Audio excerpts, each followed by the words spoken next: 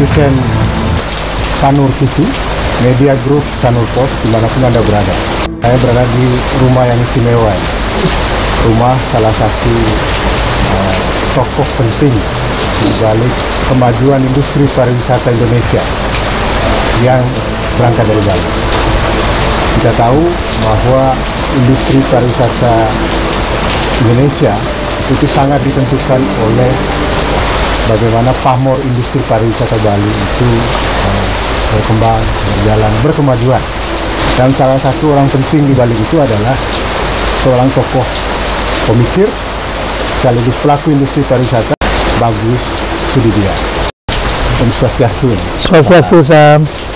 Bagus saya panggil. Iya. Tapi sehari-hari biasanya kalau akrab biasa dipanggil Pak Udi. Iya. Apa kabar nih Bapak? Baik, baik saja. Ya, lagi di rumah terus ini, lockdown. Ya. Jadi kita kenal Pak Bagus Sudibyo dengan berbagai jabatan penting di pariwisata. Salah satu yang tercatat oleh saya adalah mantan Ketua Bali Tourism Board. Ya, beliau pasca bom Bali yang kedua, beliau punya konsep luar biasa hebat, karena saya ikuti secara intens pada saat itu. Lalu di Asita, beliau juga sebelumnya memang menjabat sebagai Ketua Asita, bahkan kemudian menjadi salah satu pengurus di DPP Asita di pusat. Sampai sekarang mungkin Pak ya? Masih. Ya, di samping organisasi lain yang seabrek. Ya, Asita Bali juga sebagai Ketua Dewan Penasehat. Ketua Dewan Penasehat. Nah, di bidang pendidikan yang hebat itu adalah pasti lulusan luar negerinya. Dia lama di Jerman, ya, lama di berbagai negara di Eropa. Sehingga ketika kembali sudah dengan berbagai wawasan dan pengalaman cukup untuk ikut memajukan pariwisata Bali, termasuk pariwisata Indonesia. Nah Pak Bagus, iya. Ceritanya ini kan kita dalam situasi ya di satu sisi dianggap sebagai situasi yang rumit, situasi yang pelik, tapi di sisi lain juga ada yang menganggap ini juga membuka peluang baru untuk kita menghadapi situasi dan hal-hal baru di masa depan. Khusus terkait dengan industri pariwisata, kita tahu bahwa pariwisata Bali khususnya itu mengalami situasi yang jauh lebih pelik dibandingkan situasi-situasi sebelumnya. Iya. Nah, Bapak bisa menggambarkan seperti apa sih Pak kondisi real yang terjadi di Bali akibat pandemi COVID-19 ini? Ya, terima kasih Mas Sam sudah menjemput saya dari gunung turun ke kampung. Memang masalah COVID-19 ini ternyata merupakan suatu pandemik yang sangat sulit untuk kita bisa simpulkan dengan cepat dan tepat. Dalam artian semua para ilmuwan, para pemimpin dunia terus-menerus belajar akan apa sebenarnya COVID-19 ini, bagaimana karakteristiknya, dan bagaimana cara menanggulanginya, serta apa yang harus dipersiapkan pada waktu masa COVID ini sedang terjadi ke depan, apa kira-kira yang juga harus dipersiapkan, karena tantangannya memang luar biasa besar. Katakanlah tidak kurang dari sebuah negara adikuasa seperti Amerika, kalau tidak salah per hari ini sudah mengeluarkan dana sebanyak 5 triliun US dollar. 5 triliun US dollar untuk jangan sampai negara itu terpuruk terlalu dalam menghadapi COVID-19 ini secara ekonomi dan juga secara kesehatan manusianya. Begitu juga banyak negara-negara yang lain seperti Uni Eropa yang tadinya memang tidak mudah untuk mereka bekerja bersama-sama untuk membuild out, membayar biaya-biaya yang kemungkinan akan dikeluarkan atau telah dikeluarkan, sedang dikeluarkan dan akan dikeluarkan dalam rangka menstabilisasi kondisi ekonomi serta tentu kesehatan daripada masyarakat Uni Eropa beserta dunia, di mana akhirnya mereka sudah bersepakat, Bundeskanzler Jerman Ibu Merkel dengan Presiden Prancis mengeluarkan dana sebanyak 500, kalau tidak salah 26 miliar euro. Itu seberapa nilai itu? Wah, itu nilainya tinggal dikalikan sekitar sekarang 16-17 ribu rupiah. Iya. Itu dana yang dikeluarkan. China 2-3 hari yang lalu dalam sidang WHO memberikan dana khusus untuk COVID-19 ini kepada WHO sebanyak 2 miliar US dollar dalam 2 tahun. Jadi dalam 2 tahun berjalan. Tujuannya untuk mensupport Untuk mensupport negara-negara terutama yang tidak berdaya, yang miskin, juga termasuk untuk mempercepat proses obat-obatan atau vaksin yang memang benar-benar dibutuhkan oleh seluruh dunia, tak terkecuali. Kan begitulah. Nah, untuk Indonesia sendiri seperti kita ketahui, Bapak Presiden menyepakati dana kalau tidak salah di atas 400 triliun rupiah khusus untuk COVID ini. Jadi untuk satu ekonomi, sesudah itu untuk kesehatannya, dan juga untuk masyarakat yang ekonominya rendah, dunia perbankan, dunia bisnis, dan sebagainya. disuntik semua gitu. Iya, jadi itu pun mungkin bisa jadi jika seandainya terjadi eskalasi umpamanya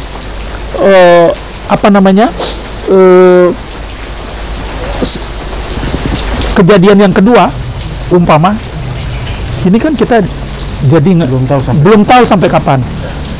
Nah, oleh karena itulah maka kelihatannya sekarang pelan-pelan dunia itu mulai berpikir semakin realistis, semakin objektif, dan semakin berusaha bahu-membahu. Dalam artian COVID-19 ini ditempatkan sebagai suatu bencana epidemi dunia yang mungkin untuk sementara waktu ke depan kita harus hidup berdampingan. Karena buktinya kita memusuhi dengan cara apa? Kalau kita bilang bahwasanya kita bisa mendapatkan vaksin, itu masih belum jelas. Iya, masih proses. Sekalipun sudah ada 102 calon vaksin yang diketahui dan sudah ada 8 vaksin yang sudah berproses paling tidak melewati etapa yang pertama.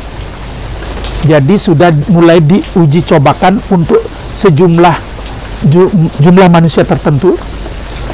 Sekarang sudah ada tingkatan bahkan beberapa yang etapa yang kedua untuk jumlah manusia yang lebih banyak. Nah, etapenya itu ada 3 sampai dengan sertifikasi, ya. Sesudah sertifikasi baru produksi dan penyebaran. Nah, masih ada tingkatan. Tahapan berikutnya. Iya, kalau dipresentasikan tingkat keberhasilannya mungkin, karena saya bukan ahli vaksin dan saya bukan dokter, tetapi apa yang saya dengar boleh dianggap keberhasilan itu sudah 65%. Tetapi kalau orang membilang 99% pun keberhasilan itu 1% bisa menentukan, bisa gagal. Jadi oleh karena itu maka sekarang saya lihat di dunia ini orang mencoba untuk mentoleransi bahwasanya COVID-19 ini kita harus terima sebagai bagian daripada hidup kita. Sama halnya kita menerima malaria adalah bagian dari hidup kita. Bahwasanya HIV AIDS bagian dari hidup kita. Bahwasanya kanker bagian dari hidup kita. Bahwasanya flu burung bagian dari hidup kita. Bahwasanya SARS bagian dari hidup kita dan seterusnya. Jadi kita belajar juga dari Nah, pandemi ini Pak ya. Ya, sehingga ada beberapa negara yang dari sejak awal sudah memang mengkonsepkan pola-pola seperti itu. Artinya mereka bersiap diri menerima realita ini sejenak akan menjadi bagian hidup kita. Maka apa yang terbaik yang harus dipersiapkan itu yang mereka lakukan. Nah, umpamanya saja mereka pelajari, oke, karakter paling tidak dari virus pada umumnya adalah, kan gitu ya, sesudah diketahui bahwasanya pemaparannya itu lewat drop, kan gitu, droplet itu ya. Artinya kalau kita bisa menutup hidung dan mulut, memakai masker, maka kita sudah menjaga kesehatan orang lain. Artinya ini dianggap sopan santun yang baru. Ya, sopan santun yang baru. Sesudah itu menjaga jarak paling tidak 1 sampai dengan 2 meter dengan lawan bicara kita, supaya kita dipandang sopan, untuk menjaga jangan sampai mereka terpapar atau sebaliknya kita yang terpapar. Kita saling menjaga. Ya. Jadi nggak usah sendiri-sendiri. Nggak usah sendiri-sendiri. Nah, yang nomor 3, kita rajin mencuci tangan. Sehingga dengan demikian kita juga tidak memaparkan kepada orang lain dan kita tidak terpapar oleh orang lain. Ya kan? Sesudah itu, tatkala kita tahu bahwasanya umur kita ini sudah di atas 60 tahun, begitu umpamanya, berarti kita sudah termasuk orang-orang yang sudah senior atau orang yang sudah sepuh, sebaiknya lebih banyak tinggal di rumah. Karena rentan Pak ya? Iya, karena rentan akan penyakit COVID ini.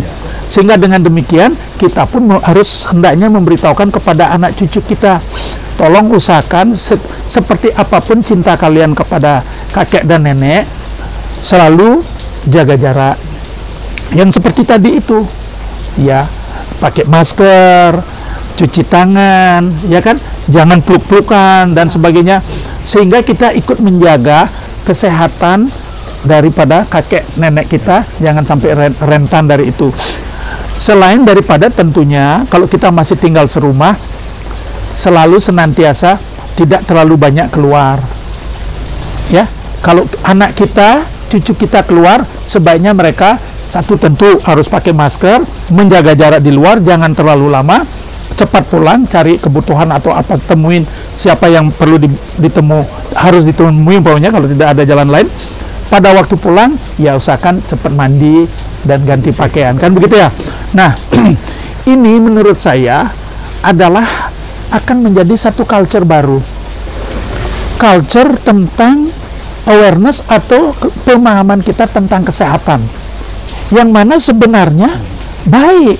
Dan ini problem lifestyle kita dari dulu. Iya. Nah, sekarang tatkala kita dihadapkan dengan situasi yang seperti ini, sudahlah, ini kultur baru tentang betapa pentingnya arti yang tadi itu untuk kita terima itu sebagai bagian dari hidup kita. Ya, baik. Sehingga kita tidak merasa terpaksa dan dampaknya menjadi sangat positif. Kita akan terselamatkan. Masyarakat akan terselamatkan. Tapi harus diedukasi terus ini. Iya, nah artinya kan begini, kalau secara filosofi, inilah puncak-puncak daripada ujian kita tentang filosofi Trihita Karana kita, di mana kita saling menghargai sesama manusia, kita ingin sehat, teman kita, saudara kita juga supaya sehat. Lingkungan ya, sehat. Tidak cukup hanya saling mendoakan, tapi saling berbuat yang baik, sehingga kita sama-sama sehat. Ya, terjemahan konkretnya ini kita jalankan. Yang nomor 2, kita dengan alam. Nah, artinya apa? Artinya kan tatkala kita bisa memelihara alam ini dengan baik, maka virus maupun bakteri itu biasanya senantiasa dia tidak akan. Ya kan? Umpamanya kalau kita hidup bersih, nyamuk itu tidak ada, akan berkurang, kan begitu ya. Begitu juga jika seandainya kita airnya bersih, udaranya bersih, mungkin jauh kita dari penyakit difteri ya, tifus, kolera, disentri, kan begitu ya. Nah, dan banyak hal-hal yang lain lagi yang bisa kita pelajari. yang alam bisa berikan kepada kita. Kan gitulah. Nah, ini yang paling penting. Yang nomor 3, tentu dengan situasi kondisi seperti ini, banyak orang yang stres, banyak orang yang khawatir akan bagaimana masa depan dan sebagainya. Yoga, meditasi, sembahyang sangat membantu kita menenangkan jiwa kita, kan begitu ya. Kita berusaha berbuat yang terbaik untuk kita, tetapi selebihnya mari kita pasrahkan juga kepada Tuhan. Kita mohonkan, beliau pasti akan melihat dan mendengarnya, kan begitu ya. Artinya pelajaran ini juga tidak hanya mengajarkan kita untuk sekedar hanya urusan ke atas saja atau ke samping saja, Pak ya. Iya. Tapi ke atas dan ke samping harus Semua. jalan. Nah, sehingga inilah menurut saya mungkin yang menjadi kultur baru termasuk dalam bidang pariwisata kita. Ya. Artinya, tatkala kita sudah diberkahi oleh Tuhan, sudah sekian puluh tahun pariwisata kita itu katakanlah terus mendapatkan peningkatan atau growth, kan begitu ya. Ada saatnya di mana kita harus juga bisa berani membilang enough is enough, cukup adalah cukup, ya. Maksudnya apa itu, Pak? Maksudnya di sini ada yang menyangkut tentang masalah yang dinamakan carrying capacity, daya dukung, ya. Kalau saya analogikan, sebesar apapun kemampuan sebuah kapal untuk mengangkut muatan, tapi dia mempunyai batas maksimum tonase yang boleh diangkut. Lebih daripada itu, dia bisa tenggelam, dia bisa jatuh, kan gitu ya. Nah, itu yang dinamakan daya dukung. Carrying capacity. Nah, yang masuk dalam carrying capacity itu umpamanya bagaimana dengan ketersediaan air untuk 4,6 juta penduduk Bali yang bermukim secara permanen di Bali. Berapa kemampuan kita akan memproduksi air dalam setahun? Dihitung umpamanya. Nah, ini hubungan manusia dengan alam. Alam yang memberikan kita air, kita harus mampu juga menghitung, mampukah alam akan memberikan kita air tatkala kita terus tambah jumlah wisatawannya, ya kan? Tidakkah mungkin nantinya kita bahkan bisa mengorbankan masyarakat kita sendiri, pertanian kita, peternakan kita, ya kan, perikanan darat kita, dan sebagainya. Begitu juga jika seandainya terus Bali ini dibuka, biasanya kan itu rakus lahan ya. Tidakkah nanti lahan kita akan menjadi semakin menyempit? Tidakkah terlalu banyak hutan-hutan kita yang akhirnya kita tebas? Oleh karenanya, tidakkah kualitas udara kita menjadi semakin jelek, oksigen semakin kurang, sehingga kualitas daripada hidup manusia itu menjadi semakin jelek. Manusianya semakin rentan dengan penyakit. Di sanalah antara lain bakteri dan virus itu akan berkembang. Ya, nah itu. Sesudah itu juga, selain carrying capacity, sebenarnya untuk siapa kita membangun ini? Kan itu ya, kita harus balikkan bertanya, jika seandainya kita mau membangun untuk masyarakat kita, yang harus kita utamakan, yang harus kita edukasi, yang harus kita ajak serta yang pertama adalah masyarakat. Sekaranglah kesempatan kita untuk mengedukasi masyarakat. Artinya, COVID-19 ini menuntut satu peradaban baru, kultur baru tentang pola hidup sehat. Kan gitu ya? Ini harus kita sampaikan kepada masyarakat. Karena maaf saja, masih belum ada alternatif yang lebih baik sementara ini secara ekonomi selain pariwisata di Bali. Nah, mungkin nanti ke depan kita berbenah untuk mencari alternatif-alternatif yang lain. Lewat kekuatan pariwisata ini, nanti kita bangun yang lain. Sehingga seperti pepatah mengatakan, don't put all your eggs in one basket. Jangan kita taruh semua telur-telur itu dalam suatu keranjang. Kalau jatuh keranjang itu seperti sekarang, pecahlah semua telur itu. Kalau bisa telur itu dibagi menjadi 4-5 keranjang. Satu keranjang jatuh, masih ada 4 keranjang yang lain. Harus tetap cadangannya juga ya. Ini yang dinamakan diversifikasi. Dia bisa bekerja secara independen dan interdependen. Independen berarti mandiri. Umpamanya apa? Kerajinan tangan kita bisa kita buat mandiri. Umpamanya apa? Pertanian kita bisa kita buat secara mandiri. Umpamanya perikanan kita bisa kita buat secara mandiri. Secara interdependen, alangkah indahnya tatkala produk pertanian kita bisa diserap oleh pariwisata. Dia akan memberikan added value atau nilai tambah. Begitu juga produk kerajinan tangan kita, home industry kita. Tatkala ada pariwisata, wisatawan yang membeli produk-produk home industry kita. Tatkala tidak, harus kita mampu mengekspornya. Begitu juga yang lain. Pak Bagus, saya potong sedikit Pak. Iya. Smart Medicine, ada sisi lain yang menarik yang disampaikan oleh Pak Bagus Sudibyo barusan terkait dengan bagaimana pariwisata tidak bisa berdiri sendiri. Mungkin satu waktu harus dipikirkan keranjang pariwisata lain sehingga keranjang ekonomi lain. Iya. Ya. Nah, saya ingat betul dengan salah satu program konkret yang dikerjakan oleh Pak Bagus Sudibyo di sektor industri pariwisata baru yang sebenarnya baru, walaupun lama barangkali, agrowisata Pak. Iya. Nah, di Petang itu saya pernah 2 kali di sana. Pak Bagus Sudibyo mengembangkan sektor agrowisata ini lumayan hebat. Nah, apakah momentum kerja peristiwa hari ini Pak, itu juga sebenarnya warning kita agar tidak melulu mengurus pariwisata ansih, gitu, tapi juga mempertimbangkan kembali pariwisata agar selalu bersinergi dengan baik dengan dunia Iya. Begini, kalau orang Bali membilang kenapa agro itu penting, Ya. sebab sumber budaya kita terutama di Bali ini adalah pertanian agraris. Makanya kan kita dulu waktu SD itu belajar sumber budayanya kita apa? Agraris. Kan Indonesia dikenal sebagai negara agraris, negara pertanian. Begitu juga di Bali dengan semua segala ritualnya. Nah, sehingga tatkala kita dijauhkan dengan dunia agraris ini, kita semakin tercerabut dari akar kita, akar budaya kita. Pikiran saya ingin mengajak teman-teman untuk mengingat kembali Pertiwi. Pertiwi itu kan tanah, air, dan udara. Itu loh. Tatkala tanah kita subur, air kita bersih, udara kita segar, manusianya pasti sehat. Nah, tatkala itu kita bisa lakukan, siapa sih wisatawan yang tidak ingin pergi ke suatu tempat di mana tanahnya subur, airnya bersih, udaranya sehat? Pasti dia ingin. Karena katakan maaf saja seperti negara-negara yang maju, industrinya luar biasa majunya, itu tingkat polusinya luar biasa. Airnya juga sudah tercemar, terkontaminasi. Tapi tatkala dia pergi, umpama kita mampu menyediakan air yang bersih, tanah yang subur, tanpa harus dipupuk dengan kimia, udaranya segar, orang merasakan itu.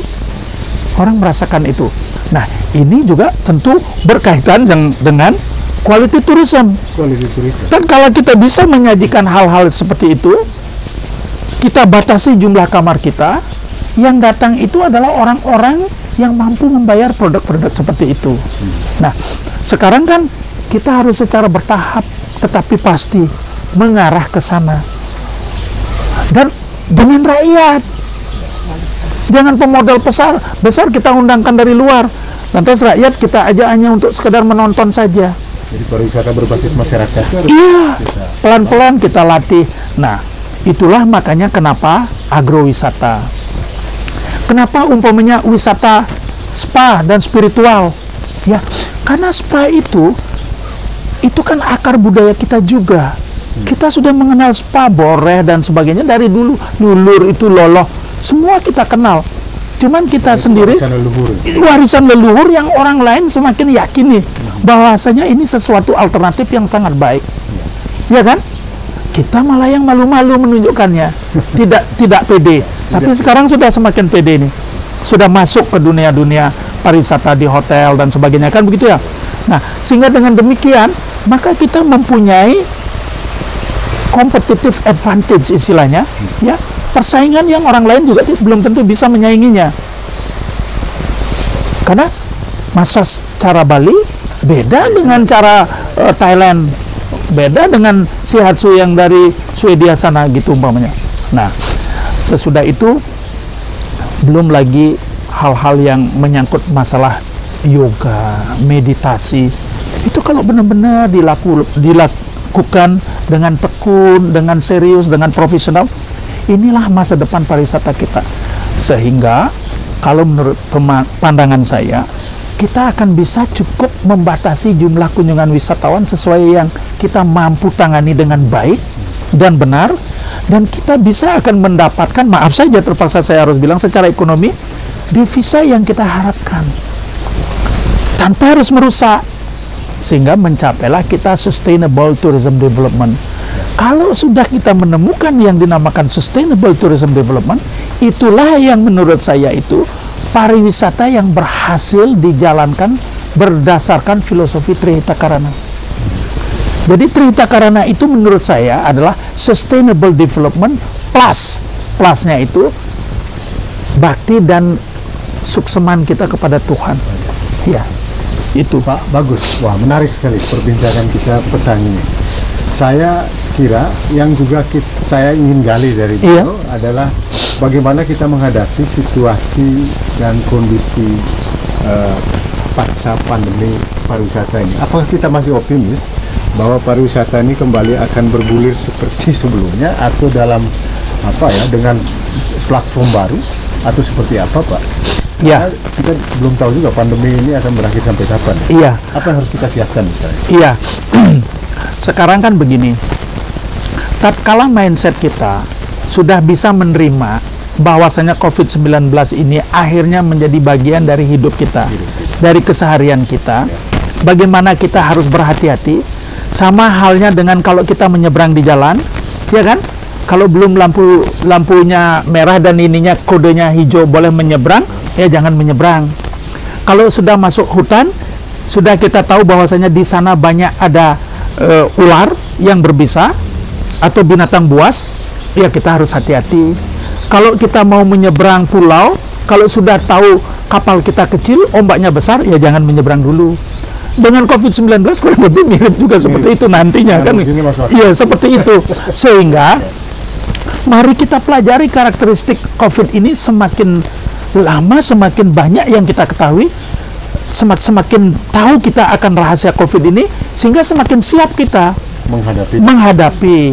Nah, sehingga menurut saya ini tidak perlu paranoid itu, Pak, ya. Jangan ketakutan berlebihan, tapi jangan berani sembrono. Ya, berani itu terukur, dan karena kita memang sudah pahami. Nah, sekarang kan begini, katakanlah kita boleh bangga di Bali, tingkat kematian kita hanya 4 orang yang terpapar COVID, kan gitu ya? Betul. Ya, itu pun 2 orang konon orang asing yang sudah berumur dan mempunyai komplikasi penyakit yang lain. Ditambah lagi 2 orang lokal yang juga sudah berumur dan ada komplikasi. Sesudah itu rasanya sudah tidak terdengar lagi ada korban-korban. Ya, mudah-mudahan jangan sampai. Begitu juga tingkat kesembuhan cukup tinggi, sampai 67% ya, atau 64% tingkat kesembuhannya.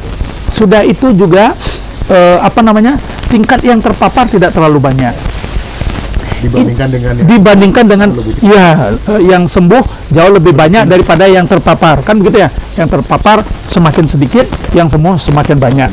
Harapan kita kan suatu saat sudah nyaris tidak ada lagi orang yang ada di rumah sakit, kan begitu ya, oleh karena COVID ini. Namun demikian, itu oke, kita syukuri untuk kita bersama. Artinya apa? Artinya disiplin masyarakat kita menjalankan segala aturan atau kebijakan yang diberikan oleh pemerintah kepada kita senantiasa sudah kita lakukan dengan baik dan benar. Buktinya itu. Namun, karena kita hidup di dalam dunia persaingan, katakanlah sekarang kita berbicara tentang ekonomi dan terutama pariwisata, maka hal seperti ini itu harus disampaikan juga kepada dunia luar akan keberhasilan kita mengelola ini. Nah, sehingga dengan demikian dunia luar juga akan melihat, mendengar, dan meyakininya. Oh, ternyata Bali mempunyai suatu konsep yang dikombinasikan antara yang dinamakan local genius, ya kan, warisan budaya kita dari mulai banjar, desa, dan sebagainya, sampai dengan hal-hal yang bersifat kesehatan masyarakat, ilmu pengetahuan, aturan pemerintah yang dijalankan secara padu, kan gitu ya. sehingga dia menghasilkan output yang bagus. Yang mungkin perlu kita maksimalkan. Ini kita maksimalkan tatkala ada mulai kehendak kita untuk mulai kita mau melakukan relaksasi kan pembukaan. Nah, pembukaan ini kan bergantung dari dua unsur. Unsur kesiapan kita, berarti pandemi ini sudah semakin terkontrol dengan baik oleh karena adanya disiplin masyarakat, kesadaran masyarakat yang tinggi. Dan yang nomor dua juga confidence atau keyakinan dunia luar akan keseriusan dan kemampuan kita untuk mengelola itu. Nah, baru lantas diikuti tentu dalam hal ini ada yang dinamakan G2G agreement, umpamanya antara pemerintah Uni Eropa dengan kita, antara ASEAN dengan kita, antara Australia, New Zealand dengan kita, antara United States dengan kita, dan sebagainya. Itu bisa bersifat reciprocal. Bagaimana mereka melihat, tentu mereka akan harus melihat dan membuktikan. Nah, paling tidak kalau karena kebetulan kita adalah negara kepulauan dan Bali ini adalah satu pulau yang dia berdiri sendiri. Jadi di sini kan juga termasuk terisolir. Jawa tersendiri, ya, Sumatera tersendiri. Kalau Bali ini bisa tetap melakukan kontrol, tidak harus diisolir dalam artian tidak dibuka, tetapi terkontrol dengan baik, maka ini sudah merupakan satu kelebihan kita menyampaikan kepada dunia luar, oh, mereka ternyata oleh karena pulau, mereka kontrol dengan baik, sehingga mereka bisa bisa menghindari COVID ini berkembang lebih lanjut, umpamanya seperti itu. Nah, inilah hal-hal juga yang perlu kita sampaikan kepada dunia luar. Ya, maksudnya nanti tatkala umpamanya kita sudah mulai membuka pintu, negara-negara juga sudah mulai membebaskan warga bangsanya untuk bepergian, maka mungkin baik juga kita mengundang para wartawan, ya, para wartawan untuk kita undang ke sini, kita persilakan mereka datang dan melihat bagaimana cara kerja kita untuk hidup berdampingan dengan COVID-19 ini. Kan gitu ya? Nah, sesudah itu, yang nomor dua, tatkala wartawan ini yakin, dia akan menulis sesuatu yang faktual, yang konkret tentang kita, khususnya di Bali. Nanti para tour operator itu tentu juga tertarik dia. Mereka kita undang, para tour operator itu. Tentu dia bilang, oh ini sesuai dengan yang saya baca dari majalah apa, umpamanya kan gitu. Apakah dari New York Times, apakah dari Der Spiegel, ataukah dari Nihon Shimbun, kan gitu ya, dan sebagainya. Termasuk juga para airlines, ya, para airlines, kita yakinkan mereka. Yang tidak kalah pentingnya, mungkin sebelum itu, para duta besar negara sahabat yang ada di Jakarta itu, terutama para duta besar negara sahabat dari negara-negara pensuplai wisatawan yang datang ke kita itu. Kalau kita undang beliau-beliau itu untuk datang ke sini, kita ajak beliau berjalan-jalan dan kita berikan penjelasan yang bagus, yang komprehensif tentang bagaimana kesiagaan kita menerima wisatawan, oleh karena fakta yang kita berikan kepada beliau-beliau itu sesuatu yang meyakinkan. Nah, itulah yang kita namakan recovery.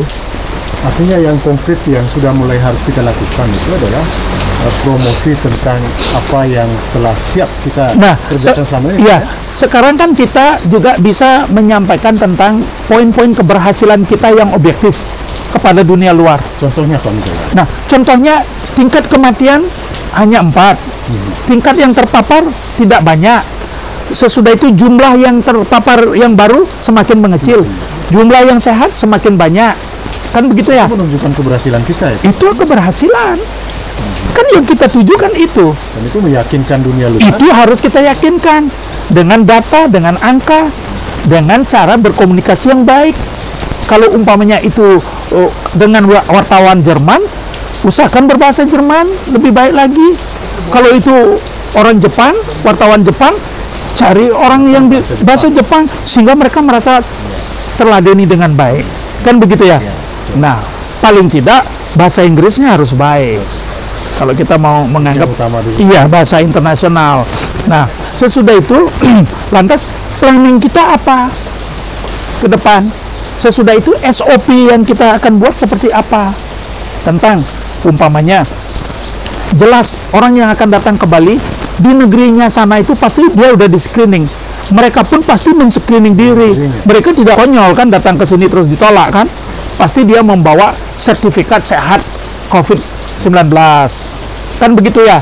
Nah, sesudah itu terus di atas pesawat saya dengar katanya tidak akan ada pembatasan dari penjarangan dari jumlah, karena itu akan membuat harga terbang itu menjadi sangat mahal. Tetapi saya kira semua airlines nantinya akan mengharuskan memakai masker. Oleh karena ternyata apa yang saya dengar ini kualitas udara di atas pesawat jauh lebih baik daripada kualitas udara di rata-rata, maaf saja, ruangan yang ber-AC. Oleh karena apa? Oleh karena di pesawat itu udara itu disedot dan dibersihkan. Kalau jadi ada sirkulasi. Iya, itu negatif itu. Jadi apa namanya? Seperti negatif ventilator gitulah. Jadi disedot itu setiap sekian menit disedot. Yang keluar udara yang sudah difilter. Enak juga kita tinggal di pesawat yang bersih. Nah, begitu. Nah, sehingga ini suatu hal yang juga mereka yakini, selain daripada proses daripada CIQ-nya ya, di custom-nya seperti apa, di immigration-nya seperti apa, di karantinanya seperti apa, lantas pengambilan barangnya seperti apa, dan sebagainya dan sebagainya. Itu SOP-nya itu tentu nanti harus dipersiapkan dengan baik. Tatkala orang naik ke kendaraannya itu sudah didisinfektan, sopirnya mungkin juga bersih, pakai sarung tangan dan sebagainya. Di atas busnya juga bagaimana aturan duduknya dan sebagainya. Sampai check-in di hotel ada prosedur yang bagus. Sesudah itu selama tinggal di hotel, pemakaian towel, pemakaian swimming pool, pergi ke restoran, pergi ke bar, nah semua itu nanti dibuatkan aturan.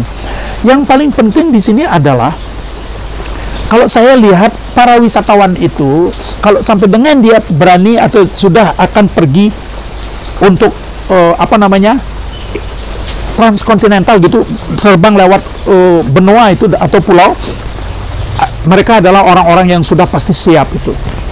Jaranglah yang konyol itu tidak mengetahui aturan tapi berani saja gitu, enggak. Jarang yang seperti itu. Sekalipun satu dua ada yang nekat kadang-kadang. Tetapi saya yakinlah mereka itu pasti mempersiapkan diri. Yang tidak kalah pentingnya, kita harus sama siapnya yang menerima ini. Iya kan? Tamu diundang, dia datang, kan yang mengundang harus siap. Jika kita tidak siap, berarti kita bercanda. Iya, jangan, nanti dia akan menyebarkan berita yang kurang baik akhirnya. Nah, inilah kesiapan ini yang memang membutuhkan waktu, membutuhkan latihan, membutuhkan biaya, dan membutuhkan tutor atau orang-orang yang ahli di bidang itu. Ini membutuhkan, tidak bisa obrek-obrek besok pesawat datang, hari ini kita baru gedubukan ngurus ini itu, tidak bisa, harus secara bertahap. Terutama sumber daya manusianya ini. Baik itu mulai dari airport, sesudah itu transportasinya, maaf saja para guide-nya, di hotel reception-nya, ya kan, di barnya, di restorannya, di poolnya, dan sebagainya. Tapi kalau Bapak lihat, apa yang sudah Bapak sampaikan barusan tadi, Pak Wadi, kita sudah mulai prepare nggak untuk mengantisipasi kemungkinan menghadapi keadaan baru nanti? Kita sudah mulai bicara-bicara tentang itu. Ya, itu sudah bagus. Artinya kita sudah mulai berbicara. Tatkala kita sudah mulai berbicara, maka dari hasil pembicaraan itu kan semestinya diformulasikan. Ya, dalam bentuk blueprint, dalam bentuk apa namanya? SOP. Nah, sesudah itu baru lantas kita sampaikan, dan sesudah disampaikan kita jalankan, kita praktikkan. Ini membutuhkan yang namanya exercise, pelatihan gitu. Nah, jadi kalau umpama Sanuti